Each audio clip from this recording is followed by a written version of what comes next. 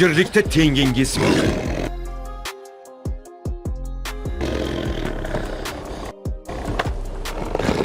Anchadan beri payida edik. Bugun nasib etibdi.